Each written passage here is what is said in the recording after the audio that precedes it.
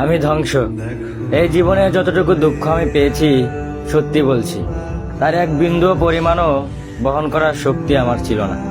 কখনো চাইলেই কাঁদতে পারিনি, কখনো কারো কাঁধে মাথা রেখে বলতে পারিনি আমি ভালো নেই। তাই নিজের ভিতরেই সব জমিয়েছি হাসি মুখের আড়ালে, নীরবতার গভীরে। মানুষ ভাবে আমি শক্ত, আমি নির্লিপ্ত, আমি সব পারি, অথচ কেউ জানে না ভেতরে ভেতরে আমি কতবার ভেবেছি। একা রাতে বালিশ ভিজিয়েছি, চোখের জল দিয়ে গোপনে যুদ্ধ চালিয়ে গেছি। আমি নিজেকে এতবার জোড়া লাগিয়েছি যে এখন নিজের আসল রূপটাই ভুলে গেছি। কখনো ভাবিনি হয়তো এই দুঃখগুলো সামলে নিতে পারবো, হয়তো সময় ঠিক করে দিবে সবকিছু।